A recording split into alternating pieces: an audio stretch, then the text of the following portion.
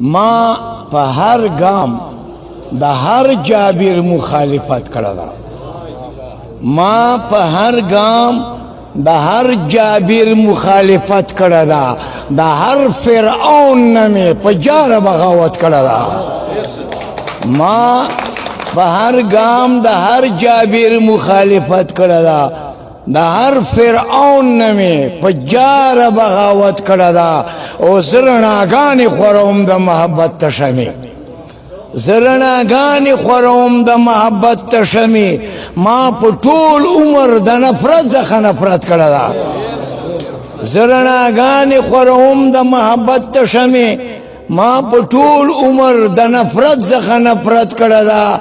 او سر د خنجر لاندې مې خو د چا د پښو لاندې نو، سر د خنجر لاندې مې خو د چا د پښو لاندې نه. ما د حسین ابن علي غوندې عادت کړه ده. سر د خنجر لاندې مې خو د چا د پښو لاندې نه. ما د حسین ابن علي غوندې عادت کړه ده. او حق ته حق وایم، غندنه د باطل کوما. حق ته حق وایم، غندنه د باطل کوما. ما هر یو کار د خپل ضمیر په مصلحت کړه ده. او زه د شریف بابا بچی شرافت پیژنم، زه د شریف بابا بچی شرافت پیژنم. ما احترام د هر شریف د شرافت کړه ده. او فرید مرشا مرګه حق ته بیننګي مکوا. فرید مرشا مرګه حق ته بیننګي مکوا. ما ته په غیږ کې خپل مور دا نصیحت کړه ده. د ځوانانو په تبې یو نظم ده، عنوان ده د وصال شپه. لږ کې توجه غواړم.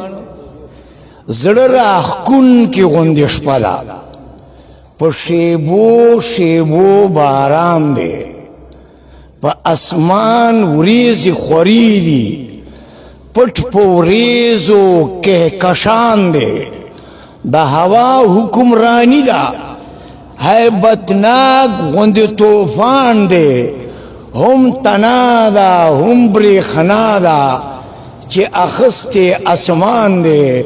او د یخنۍ په دې ماحول کې څه مجال چې څوک بهر شي. هر سړی په غم د ځان دی، څه د چا نه به خبر شي.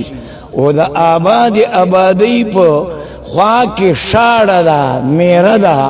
د میرې یوې لمن کې د جونګړې نظاره ده. یو زلمی په کوری کټ کې غله ناس په ننداره ده. د حالاتو جاج اخلي، د امید په سهاره ده. او د لنټین مدم رڼا کې هسې شان غوندې لیده شي، گویا څه ورڅخه ورک دي، پریشان غوندې لیده شي. او وسواسې ورسره ملي دي، بېقرار غوندې ګوري. دا د چا په انتظار دی چې بېواره غوندې ګوري.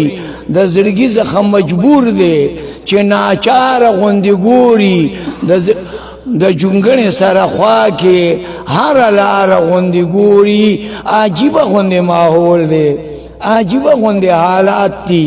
د غمونو تندرونه یې په سر باندې رامات دي.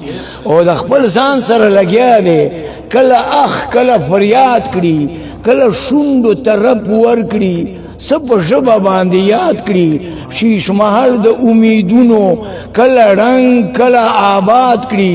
په دې هسې ششو پنج کې بیا په مینه اعتماد کړي چې ناڅاپه داسې راغلم، دا آواز یې واورېدلو، زه معافي در څخه غواړم په ناوخت را رسېدلو. او لکه ګل هسې نازکه د سپوږمۍ نه تکه سپینه چې ښایست ورته سجدې کړي. یوه هسې رنګ حسینه لکه سر و هسکه غاړه، نازنینه محجبینه هوبهو لکه د زر کې هر قدم ږدوي په مینه. او خاپرۍ د کوی کاف ته کنا هوره د جنت ته، که غوټۍ د نوبهار ده سپړېدلې دا صحت ته. او د اوسۍ په شانې سترګې یې د مویو فوارې دي، د رخسارو په سرخي امبري زلفې خورې دي. د قدرت په دنداسه یې نرۍ شونډې تکې سرې دي، نرۍ پوزه او جبین یې دواړه ور د نندارې دي او فرښتو د خپله وسه ښه محنت ورباندې کړی د خپل فن مظاهره یې په همت ورباندې کړی د